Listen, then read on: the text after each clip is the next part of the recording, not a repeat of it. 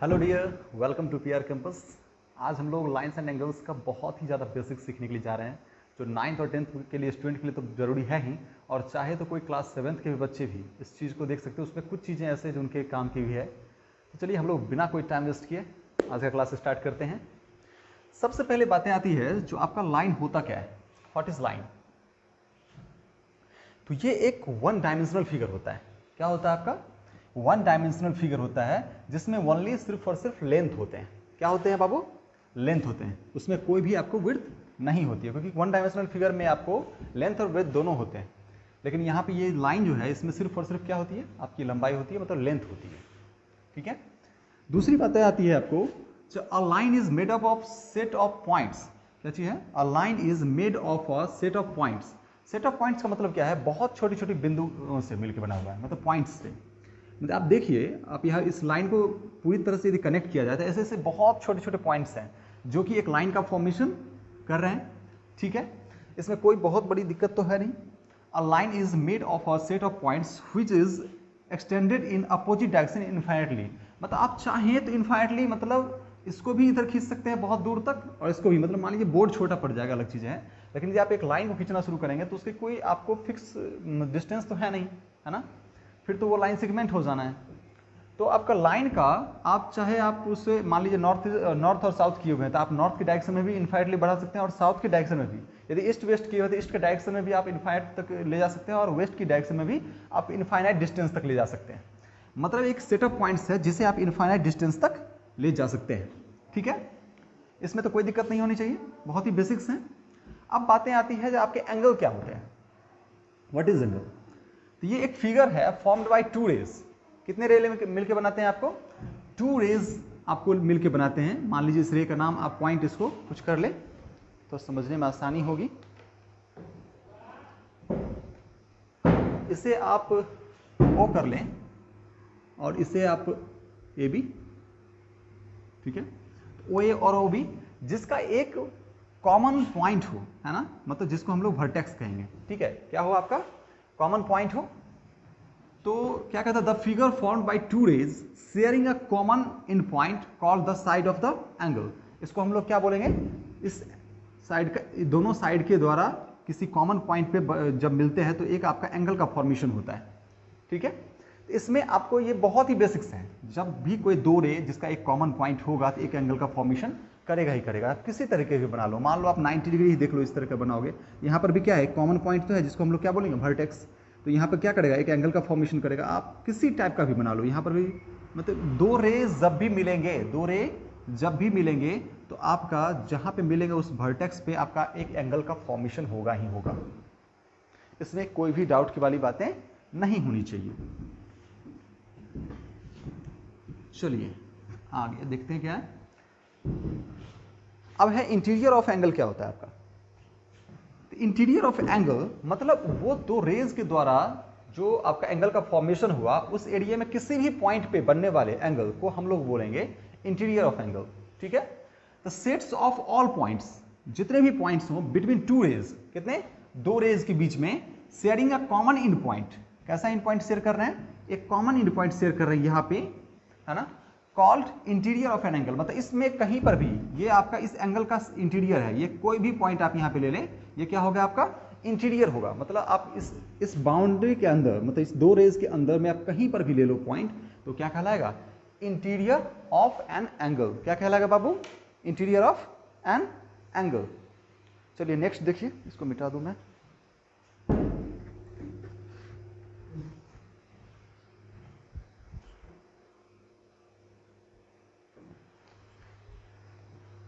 Next है आपका exterior of an angle. तो बात वही है, जहां पे इंटीरियर जिस पॉइंट में है उस पार्ट को छोड़ के बाहर वाले पार्ट में जितने भी पॉइंट्स होंगे सारे सारे क्या होंगे? एक्सटीरियर ऑफ एंगल होंगे। मतलब sets of all points outside two rays, मतलब दो रे के बाहर, मतलब ये जो आपका दो रेज हैं इसके बाहर जितने भी मतलब बढ़ सकते हैं, मतलब ये पूरे यहाँ पे बनने वाले एंगल सारे क्या कहलाएंगे? Exterior of angle. मतलब यहाँ ये पार्ट सारा क्या है? इस एंगल का एक्सटीरियर हो गया, है ना। दो रेज जहां पे एक कॉमन पॉइंट पे मिले उसके बाउंड्री, मतलब इसके अंदर को छोड़ के बाहर वाले जितने भी पार्ट हैं उस पार्ट को हम लोग क्या बोलेंगे? Exterior of an angle. क्या बोलेंगे बाबू? Exterior of an angle. Next कहता है आपको जो कॉन्ग्रुएंट एंगल। आप एक चीज जानते हो, कोई भी चीज आपस में यदि कॉन्ग्रुएंट है, हम लोग आगे ट्रायंगल में भी पढ़ेंगे इस चीज को लेकर, कोई भी चीज आपस में यदि कॉन्ग्रुएंट है, इसका मतलब उस दोनों चीज ऑब्जेक्ट को या उस दोनों फिगर को एक दूसरे पर ओवरलैप कराया जा सकता है ना। ये बहुत ही बेसिक चीजें हैं, है ना। जब मतलब कोई भी दो फिगर, कोई भी दो ऑब्जेक्ट यदि एक दूसरे को इस तरीके से ओवरलैप कर जाए जो जब भी हम एक पार्ट से देखें तो दूसरा पार्ट दिखाई ना दे, है ना। मतलब मान लो आप एक कॉपी लो और सेम कॉपी दूसरा भी ले लो, तो एक दूसरे का क्या है, वो कॉन्ग्रुएंट है। कॉन्ग्रुएंट का मतलब हो गया एक कॉपी को दूसरे कॉपी के दूसरे को रख दो तो इस तरह से ओवरलैप कर जाएगा, जब उसके ऊपर वाले पार्ट को देखो तो वो कॉपी नहीं दिखेगा, और जब उस कॉपी को देखोगे तो ये वाला कॉपी नहीं दिखे आपको, तो कहेंगे क्या वो फिगर क्या है, वो ऑब्जेक्ट क्या है, आपको एक दूसरे से कॉन्ग्रुएंट है।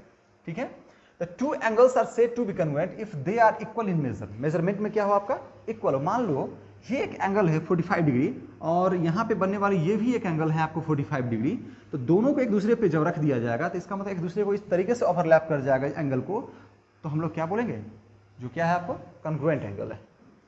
ओके, नेक्स्ट है आपको टाइप्स ऑफ एंगल क्या होता है। देखिए वैसे टाइप्स ऑफ एंगल तो बच्चे ज़्यादातर कोई 3 पढ़ते हैं, कोई 8 या 9 पढ़ते हैं, लेकिन मैं आज रेंडली में जितने टाइप के एंगल होते हैं ना मैं सबको लूँगा। तो पहले आपका होता है एक्यूट एंगल। ठीक है, मैं आता हूँ एक एक चीज़ को मैं डिस्कस करूँगा, जो एक्यूट एंगल क्या होते हैं, राइट एंगल क्या होते हैं। पहले आप देख लो कौन कौन से एंगल होते हैं। पहले एक्यूट एंगल के बाद होंगे आपको राइट एंगल, राइट एंगल के बाद होंगे आपको ऑब्ट्यूज एंगल, ऑब्ट्यूज के एंगल के बाद होंगे स्ट्रेट एंगल, स्ट्रेट एंगल के बाद होंगे आपको रिफ्लेक्स एंगल, रिफ्लेक्स एंगल के बाद होंगे कंप्लीट एंगल। कौन कौन से हो गए, acute, right, obtuse, straight, reflect और कंप्लीट एंगल। ये आपको एक हो गया। दूसरा है आपको कंप्लीमेंट्री एंगल। ठीक है, उसके बाद हो गया सप्लीमेंट्री एंगल, फिर हो गया आपका adjacent angle, linear pair of angle, angle bisector, फिर आपका हो गया vertically opposite angle, corresponding angle, alternate interior angle, alternate exterior angle और कंजिक्यूटिव इंटीरियर एंगल। मतलब आपको इसी को हम लोग बोलते हैं को इंटीरियर एंगल। इस कंजिक्यूटिव इंटीरियर एंगल को क्या बोलेंगे हम लोग, को इंटीरियर एंगल। ओके, यदि आप लोगों को एक बार देखना है तो आप लोग स्क्रीनशॉट ले सकते हो, इस चीज का ले लो, मैं हटा देता हूं इस चीज को।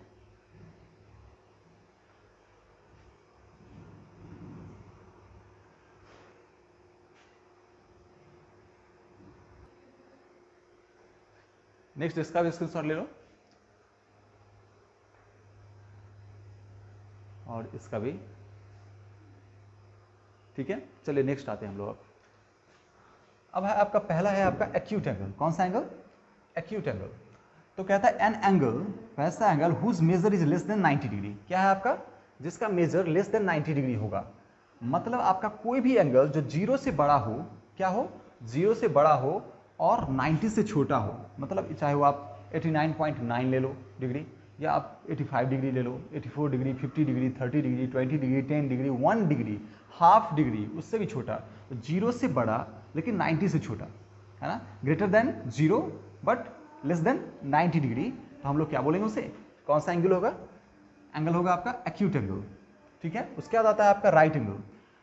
कोई जब भी एंगल आपका 90 डिग्री का फॉर्मेशन करे, जब भी दो रे एक कॉमन वर्टेक्स पे आपको 90 डिग्री का फॉर्मेशन करे, तो हम लोग क्या बोलेंगे बाबू, वो क्या सा एंगल है, right angle. An angle whose measure is 90 degree, तो क्या हो जाएगा आपका राइट एंगल। देखते हो जो दो रे इस तरीके से मिले हैं, उसका एक कॉमन वर्टेक्स पे कितने एंगल बनाए, यदि मेजरमेंट 90 डिग्री का है तो हम लोग क्या बोलेंगे, वो कौन सा एंगल है, राइट एंगल। ऑब्ट्यूज एंगल क्या होता है आपका, वैसा एंगल जो बाबू 90 से बड़ा हो, मतलब greater than 90 degree but less than 180 degree, मतलब more than 90 but less than 180 degree, तो we say that angle form obtuse angle. An angle whose measure is more than 90 degree but less than 180 degree, मतलब मान लो 120 degree, मैंने एक example के form पे लिया है, आप 150 ले लो, 177 ले लो, 130 ले लो, 105 ले लो, 101 ले लो, 110 ले लो, 115 ले लो, तो क्या बोलेंगे हम लोग, ये कौन सा एंगल है बाबू, ऑब्ट्यूज एंगल। ठीक है, नेक्स्ट आता है स्ट्रेट एंगल। स्ट्रेट का मतलब ही हो गया पूरी तरह से स्ट्रेट हो जाना, है ना। स्ट्रेट हो गया तो समझ लो, जब हम लोग एक फॉर्मेशन कर रहे थे, जब 90 डिग्री का फॉर्मेशन कर रहा था तो वो राइट एंगल हो गया। अब वो 90 डिग्री वाला जो ऊपर वाला खड़ा था ना, वो एंगल अब पूरा तरह से फ्लैट हो गया, मतलब वो आप कितने का बनवाएगा, वैसा एंगल जो आपका 180 डिग्री का फॉर्मेशन करे। मेजरमेंट किसका, उसका कितना होना चाहिए, 180 डिग्री, तो हम लोग क्या बोलेंगे, कौन सा एंगल होगा? Straight angle. An angle whose measure is 180 degree, तो क्या बोलेंगे उसे हम लोग? Straight angle. देखते हो ना, इस कॉमन वर्टेक्स पे दोनों के दोनों फ्लैट हैं, इस तरह से सो गए, एकदम कोई फर्क नहीं पड़ता, एकदम सीधा। तो क्या बोलेंगे वहां पर कितने एंगल बनेंगे?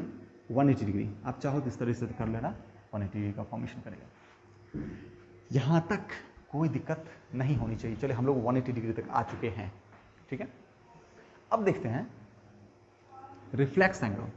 तो क्लियर है, 180 से ज्यादा लेकिन आपको 360 से कम, मतलब more than 180 degree but less than 360 degree, और कोई भी उसके बीच में एंगल ले सकते हो आप लोग, ठीक है। An angle whose measure is more than 180 degree but less than 360 degree is known as reflex angle.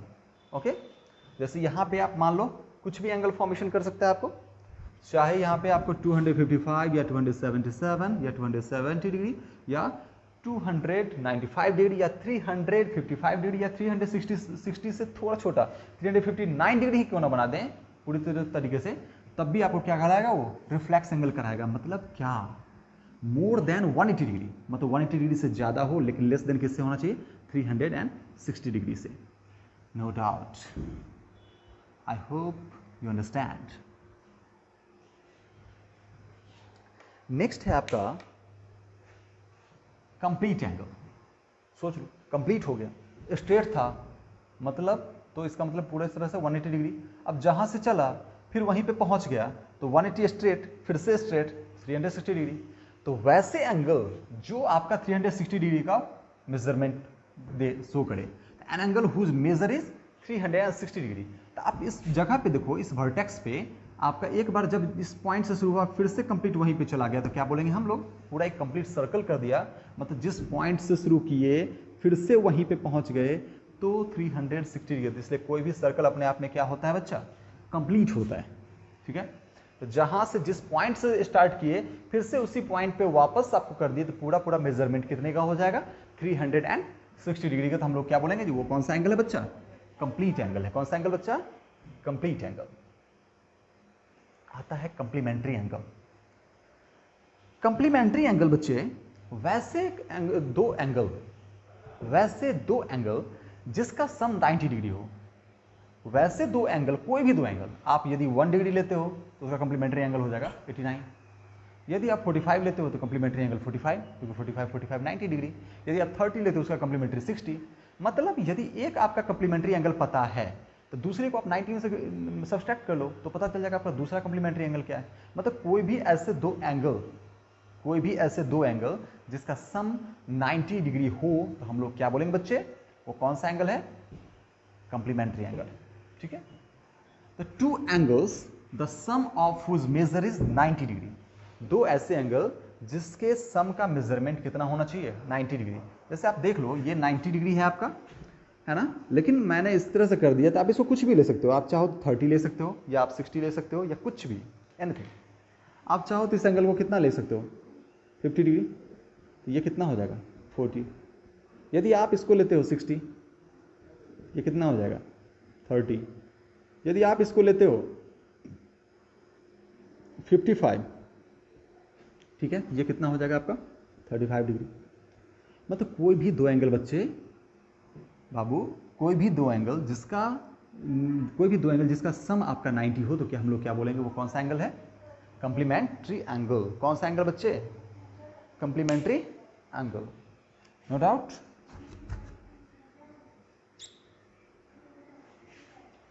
अब है आपका सप्लीमेंट्री एंगल, ठीक है। सप्लीमेंट्री एंगल वैसे दो एंगल जिसका सम 180 हो जाए। कितना हो जाए?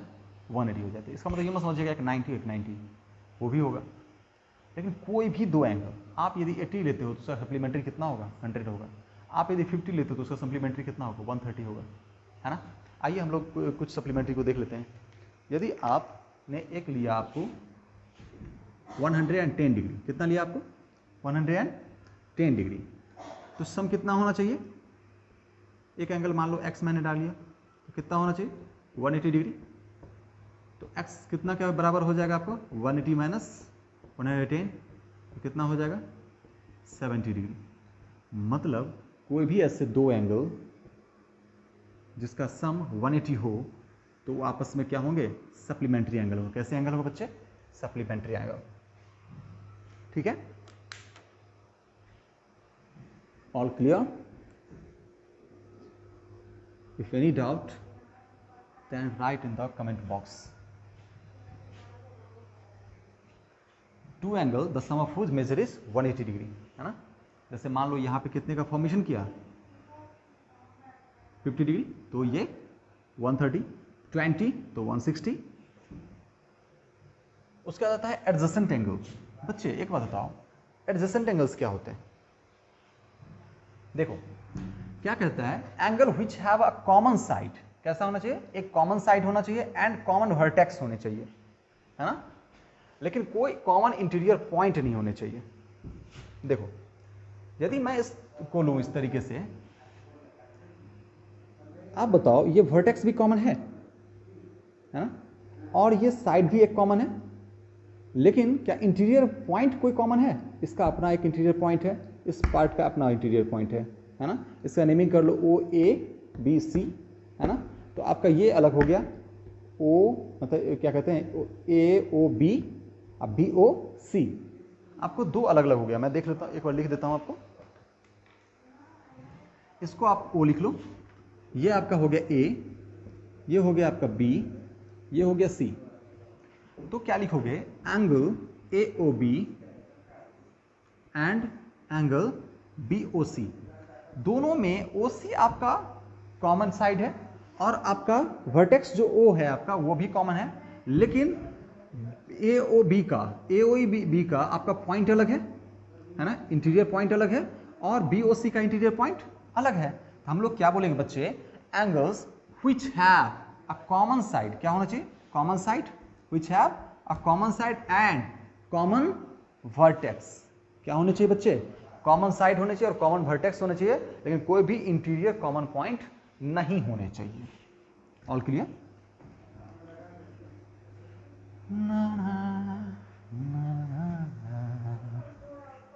नेक्स्ट देखिए, लीनियर पेयर ऑफ एंगल। अब एक चीज देखो, इसका ये एक पेयर ऑफ एडजेसेंट एंगल्स होते हैं, है ना, formed when two in lines intersect, है ना। जब दो लाइन इंटरसेक्ट करते हैं, अब देखो इसमें एक चीज लिखी है ना, तो जब ये दो लाइन आप इंटरसेक्ट किया, है ना, तो ये आपको जो होंगे, ये आपको क्या बनाएंगे, लीनियर पेयर ऑफ एंगल। मतलब ये एंगल कुछ भी हो, ये दोनों का सम कितना होगा, 180 डिग्री। क्योंकि आप एक चीज देखो, हमने बताया था जो कभी भी दो लाइन इस तरीके से हो जो एकदम स्ट्रेट हो जाए, तो उसके बीच में आने वाले एंगल कितने होंगे, 180 डिग्री। तो ये स्ट्रेट लाइन, स्ट्रेट एंगल हमने पढ़ा था। और इसी पे आप देखोगे कोई भी एक साइड आप डाल दो, मतलब चाहे यहाँ पे डालो या आप एकदम स्ट्रेट कर दो या इस तरीके से कर दो, उससे कोई फर्क नहीं पड़ने वाला। यदि आप यही करते हो तो इसका सम और इस पार्ट का सम 180 डिग्री के बराबर होना चाहिए, है ना। मतलब ये x है और ये y है, तो x प्लस वाई कितना हो जाना चाहिए, 180 डिग्री। तो क्या बोलोगे, it is a pair of adjacent angles formed when two lines intersect. जब आपको दो लाइन इंटरसेक्ट करेंगे तभी जाके, है ना, उसमें जो आपका एक लाइन खींचा जाएगा तो क्या बनाएगा आपको, लीनियर पेयर ऑफ एंगल। क्या बनाएगा बच्चा, linear pair of angle. Clear है? नेक्स्ट देखिए बच्चा, अब आता है आपका एंगल बाइसेक्टर, है ना। कोई भी दो रे और इसके कॉमन वर्टेक्स के द्वारा जो एंगल फॉर्मेशन किया गया, उसको बाइसेक्ट करने वाले कोई भी एक लाइन को क्या कहा जाएगा, एंगल को बाइसेक्ट करेगा, इसलिए क्या कहलाता है, एंगल बाइसेक्टर। अब देखो, इट इज अ लाइन और रे that divide an angle into two equal parts या टू कॉन्ग्रुएंट एंगल्स। आप सोचो, यदि आप, मैं बोलूं आप एक 90 डिग्री है, आप एक चीज देखो, या कोई भी एक मान लो आपका 60 डिग्री है। कितना डिग्री है, 60 डिग्री। ये पूरा मान लो आपका कितना है, 60 डिग्री। तो ये जो आपको लाइन बाइसेक्ट करेगा, उस कारण से ये वाला पार्ट बन गया 30 डिग्री और ये वाला पार्ट बन गया आपको 30 डिग्री। ठीक है, तो एक आपका लाइन जो इस एंगल को, जो ये पूरा आपका 60 डिग्री था, उसको क्या कर दिया, दो इक्वल पार्ट में डिवाइड कर दिया, 30 डिग्री 30 डिग्री। यदि ये आपको 80 डिग्री होता तो 40 डिग्री 40 डिग्री। मतलब जो आपको दो इक्वल पार्ट में डिवाइड कर दे, तो हम लोग क्या बोलेंगे उसको, एंगल बाइसेक्टर। क्या बोलेंगे बच्चा, एंगल बाइसेक्टर। कोई डाउट तो नहीं इसमें बच्चे? चलो देखो,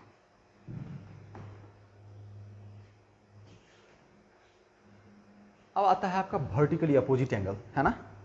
इसमें क्या है बच्चा, समझो, जब भी दो लाइन या दो आपको मैं बोलूं रे इस तरीके से मिलते हैं, है ना, दो लाइन बोलो आपको ज़्यादा बेटर होगा। जब भी दो लाइन इस तरीके से मिलते हैं, जो आपको दोनों में एक कॉमन पॉइंट पे एक दूसरे को क्रॉस करते हो, एक कॉमन पॉइंट पे क्या करते हो, क्रॉस करते हो, तो उसके द्वारा बनने वाले जो एंगल हैं यहाँ पे, ये दोनों क्या कहलाएगा, वर्टिकली अपोजिट एंगल। या यहाँ पे बनने वाले एंगल क्या कहलाएंगे, वर्टिकली अपोजिट एंगल। मतलब यदि मैं इसको कहूँ A, इसको मैं कहूँ B, इसको मैं कहूँ C और इसको मैं कहूँ D, तो आप एक बात जान लो, आपका जो है ये पॉइंट को मैं बोल दूँ O, OAC या सॉरी AOC, क्या बोलेंगे, angle AOC equals to angle BOD और AOD equals to angle BOC। मतलब ये एंगल इस एंगल का वर्टिकली है, अपोजिट है, और ये मतलब क्या, ये आपका 30 डिग्री, तो ये भी आपका 30 डिग्री, ठीक है।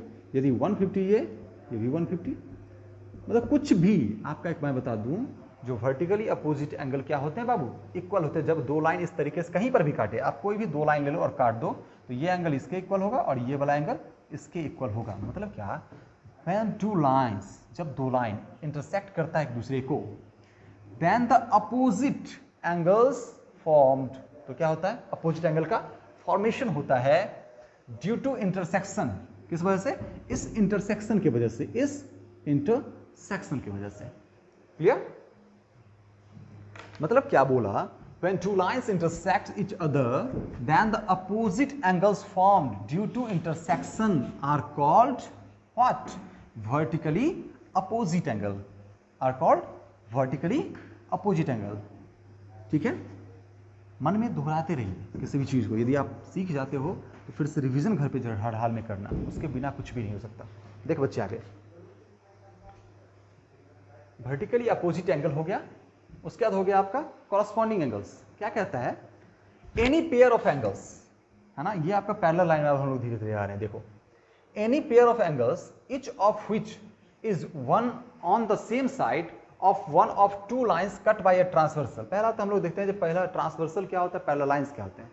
तो दो लाइन इस तरीके से बनाए गए एक दूसरे के पैरेलल में, तो पैरेलल लाइंस क्या होते हैं वो मैं समझा रहा हूँ, जो कहीं पे भी एक दूसरे को इंटरसेक्ट ना करें। तो जब भी कोई दो लाइन कहीं पे एक दूसरे को इंटरसेक्ट नहीं करेगा, इसका मतलब क्या है बाबू, वो आपका पैरेलल लाइंस होगा। क्योंकि यदि मैं थोड़ा सा भी तिरछा कर दूं ना, थोड़ा सा भी तिरछा कर दूं, तो कहीं ना कहीं जाकर के मिल ही जाएगा। ये दोनों के दोनों लाइन कहीं ना कहीं जाकर के, चाहे इन्फिनिट में जाके क्यों ना मिले, लेकिन मिलेंगे जरूर।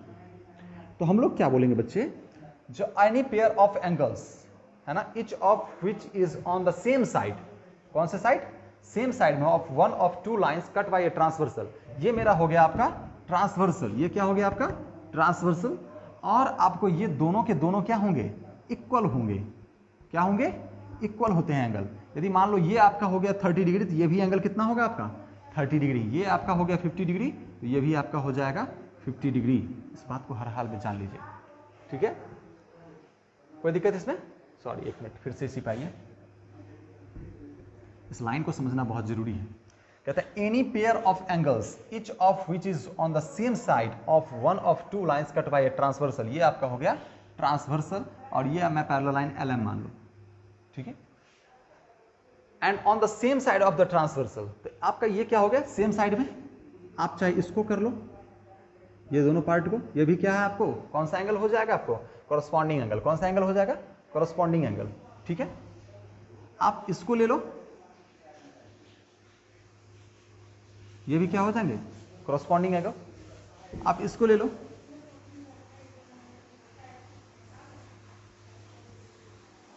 ठीक है।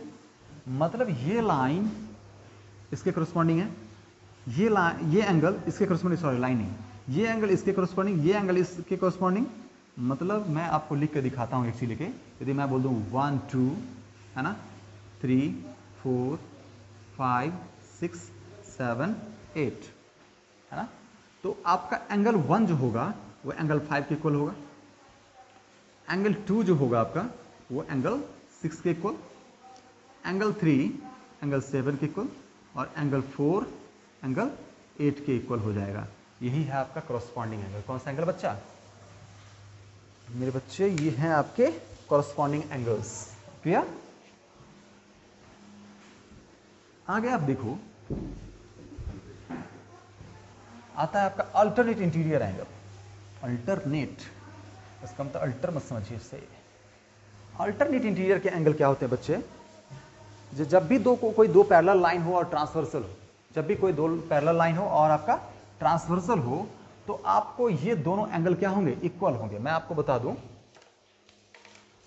और ये एंगल इसके इक्वल होते हैं। मतलब यदि मैं बोल दूं ये 1 2 3, या इसको 1 ही मानो ना, भी क्या फर्क पड़ता है। 1 हो गया, 2 हो गया, 3 हो गया, 4। मतलब आपका यहाँ पे समझना, मैं पूरे को मतलब नहीं कर रहा, अभी एंगल नहीं बना रहा, मैं इसी को लेके चलता हूँ। तो एंगल 1 किसके इक्वल हो जाएगा? एंगल 3 के। और एंगल 2 किसके इक्वल हो जाएंगे बच्चे? एंगल 4 के। तो हम लोग क्या बोल सकते हैं इसको? जो आपका alternate interior angle, alternate interior angle है। इंटीरियर मतलब क्या? अंदर वाले एंगल, बाहर का कोई पार्ट नहीं आएगा इसमें। इंटीरियर मतलब सिर्फ अंदर का पार्ट। दो पैरेलल लाइन यदि ट्रांसवर्सल की तरह खींचा गया हो तो उसके आपका अल्टरनेट इंटीरियर एंगल क्या होंगे? इक्वल होंगे। मतलब 1 किसके इक्वल होगा? 3 के। और 2 किसके इक्वल होगा बच्चा? 4 के। ठीक है, यहां तक में कोई डाउट तो नहीं बच्चे? यदि होगी भी तो आप लोग क्या बोलोगे कमेंट में लिखना, मैं देख लूंगा और फिर मैं आपका डाउट क्लियर कर दूंगा, चिंता मत कीजिए।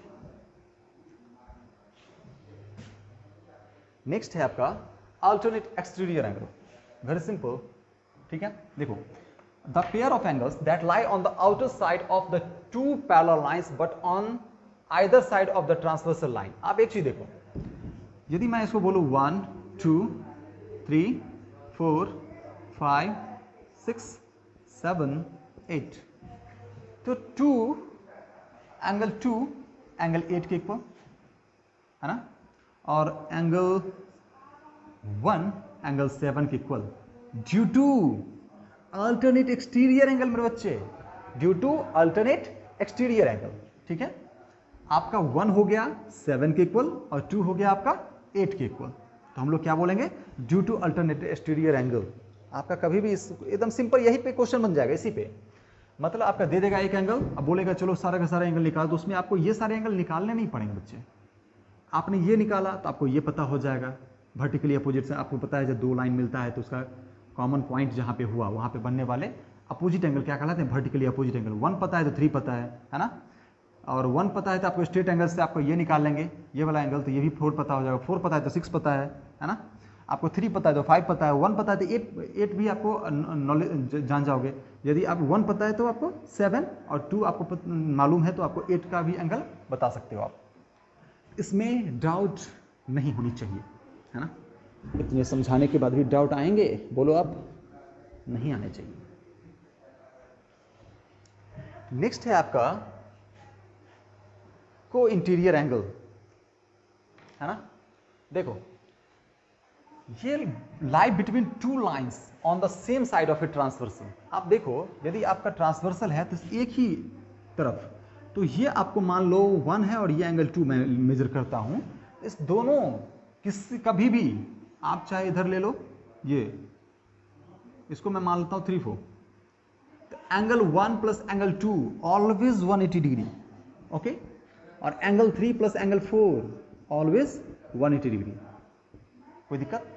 मतलब मैंने क्या बोला, जो को interior angle lie between two lines, दो पैरेलल लाइंस के बीच में लाई कर देंगे, and on the same side of a transversal, transversal के एक ही साइड में मेरे बच्चे, ट्रांसवर्सल के एक ही साइड में, आप देख लो ट्रांसवर्सल के एक ही साइड में। ठीक है, तो 1 और 2 का सम कितना हो जाएगा? 180 डिग्री, और 3 और 4 का क्या हो जाएगा? 180 डिग्री। कोई डाउट नहीं ना? देखो आगे, यदि आप लोग रिवीजन करोगे तो ये सारी चीज़ें बहुत ही आसान हैं, है ना। लेकिन हाँ, बेसिक्स तो चाहिए आपको, ये जरूरी है। ये क्लास 9th के लिए भी उतना ही इंपॉर्टेंट है, 10th के लिए भी उतना ही इंपॉर्टेंट है, और क्लास 7th के बच्चों के लिए भी थोड़ी मोड़ी जानकारी इस चीज़ की चाहिए ही चाहिए, बहुत ही ज़्यादा जरूरी है। देखो, को इंटीरियर एंगल को ही हम लोग बोलते हैं कंजिक्यूटिव इंटीरियर एंगल। पहले हम लोग लिख चुके हैं, मैंने आपके लिए ही डाल दिया है, आप उससे भी देख सकते हो, कोई दिक्कत नहीं। नेक्स्ट कहता है आपका क्वेश्चन है आपका नेक्स्ट, क्वेश्चन है आपका, find the measure of an angle which is complement of itself, जो खुद का ही कंप्लीमेंट हो। आप एक बात बताओ, मैं एक एंगल ले लेता हूं एक्स आपका, तो खुद का कंप्लीमेंट है तो इसमें दूसरा भी क्या हो जाएगा आपका एक्स। और कंप्लीमेंट एंगल आप जानते हो कितना होता है, कोई भी दो एंगल जिसका सम 90 हो जाए तो हम लोग क्या बोलेंगे बच्चे, वो कौन सा एंगल है, कंप्लीमेंट एंगल। ठीक है, तो 2x इक्वल्स टू 90 डिग्री, तो x का वैल्यू कितना हो जाएगा 45 डिग्री। तो क्वेश्चन क्या बोल रहा है, find the measure of an angle which is complement of itself. तो एक मात्र 45 डिग्री ही ऐसा है जो खुद का कंप्लीमेंट होगा, बाकी कोई एंगल ऐसा नहीं है। इसलिए कभी एमसीक्यू आए तो इतना बनाने की आपको जरूरत नहीं है। ठीक है, नेक्स्ट क्वेश्चन कहता है, ये क्वेश्चन मैं जब तक के लिए मिटाता हूं आप लोग बनाइए, है ना, सॉरी एक मिनट। हाँ, find the measure of an angle which is supplement of itself. ये क्वेश्चन आपके लिए पूरे 15 सेकेंड मिलते हैं। चलिए आप पॉज करके भी बना सकते हैं, मैं बताता हूं आपको। तो एक एंगल आपका फिर से मैं बताता हूं, आपका x है और खुद का सप्लीमेंट है, तो दूसरा भी x, और सप्लीमेंट एंगल का सम कितना होता है ये बताना पड़ेगा, नहीं ना, कितना होता है बच्चा 180 डिग्री।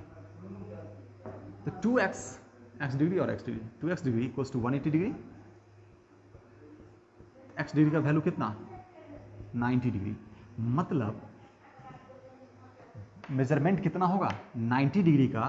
90 डिग्री ही ऐसा एंगल है जिसका सप्लीमेंट भी खुद ही है, मतलब 90 का 90 ही सप्लीमेंट होगा, बाकी खुद का सप्लीमेंट कभी भी दूसरा कोई भी एंगल नहीं हो सकता 90 को छोड़ के। ठीक है, नेक्स्ट क्वेश्चन आपका है, बनाने की कोशिश कीजिए। नेक्स्ट क्वेश्चन बच्चा है आपका, two complementary angles are in the ratio 2:1, find the angles. एक बात बताओ, कंप्लीमेंट्री एंगल का सम कितना होता है आपको, है ना 90 डिग्री। तो एक आपका 2:1, तो रेशियो कभी भी एग्जैक्ट वैल्यू होता नहीं है, तो हम लोग क्या करेंगे उसको किसी एक मतलब वेरिएबल टर्म में ले लेंगे। तो 2x और आपका 1x मतलब x, दोनों का सम कितना हो जाएगा आपका 90 डिग्री। तो 3x इक्वल्स टू कितना हो गया आपका 90 डिग्री, x का वैल्यू 30 डिग्री, तो x हो गया आपका 30 डिग्री। तो एक आपका है वेरिएबल 2x और एक है आपका x, मतलब या 1x लिखो, है ना। तो 2x का वैल्यू कितना हो जाएगा 2 इंटू 30 डिग्री इक्वल्स टू कितना हो गया 60 डिग्री, और 1 इंटू एक्स मतलब 1 into 30 degree equals to 30 degree. मतलब एक का मेजरमेंट हो गया 60 डिग्री का और एक मेजरमेंट हो गया आपका 30 डिग्री का। ठीक है, इस क्वेश्चन में डाउट नहीं होने चाहिए। नेक्स्ट क्वेश्चन है आपका, two supplementary angles are in the ratio 2:3। अब सप्लीमेंट्री एंगल बेसिक क्वेश्चन है, ये सब सारी चीजें ये आपको आएंगे ही, ये आपको नॉलेज में होनी चाहिए तभी आप सीख पाओगे आगे। तो वेरिएबल टर्म में इसको लेते हैं, तो 2x और 3x, और सप्लीमेंट्री एंगल का सम कितना होता है बच्चे 180 डिग्री। तो मैंने क्या किया यहाँ पे पुट किया 180 डिग्री, तो 5x इक्वल्स टू 180 डिग्री। तो x का वैल्यू कितना हो जाएगा 5 3 15 और 5 6 30, मतलब 36 डिग्री। 36 2 जा और 36 3 जा, तो 36 2 जा 72 डिग्री और 36 3 जा कितना हो गया 108 डिग्री, मतलब 72 डिग्री और 108 डिग्री आपका मेजरमेंट हुआ इसका। और आपका आज का आखिरी क्वेश्चन है, वो क्वेश्चन नहीं है, मैं आपको उसमें आपको कुछ वैल्यू दे करके आपसे बनवाने के लिए सोच रहा था। एक क्वेश्चन आपके लिए होमवर्क देता हूं, मैं बाद में बता दूंगा आपको। अच्छा, ये क्वेश्चन पहले बता ही दूं आपको मैं, देख लो। The supplementary of an angle is 1/3 of itself. एक बात बताओ, एक आपका x मान लो, मैं सप्लीमेंट्री एंगल आपका मैं मान लिया एक x है आपका, तो इसका 1/3 कितना हो जाएगा x/3। ठीक है, तो कहता है the supplementary angle of an angle 1/3 of itself, खुद का कितना है 1/3 है, तो determine the angle of its supplement. तो दोनों का सम कितना हो जाएगा 180 डिग्री। तो 3x plus x 4x, LCM 3 होगा, तो 1 3 जा 3x plus x 4x/3 equals to 180 degree. 4 4 जा 16, 4 5 जा, ठीक है। तो x का वैल्यू कितना 135 डिग्री। x का वैल्यू कितना हो गया बच्चा 135 डिग्री। तो x 135 डिग्री, तो x/3 कितना हो जाएगा 135 बाई में 3, तो 3 4 जा और 3 5 जा, मतलब 45 डिग्री।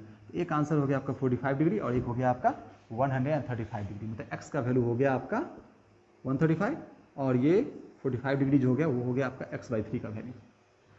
ठीक है, तो हम आपसे मिलते हैं अगले क्लास में। कुछ मैं इसमें आगे जाके थ्योरम बताऊंगा आपको, जो इससे रिलेटेड थ्योरम्स क्या होते हैं, क्योंकि क्लास बहुत ही एक वीडियो लंबा हो जाएगा। मैं फिर से आपसे मिलता हूँ बहुत ही जल्द। तब तक के लिए जय हिंद।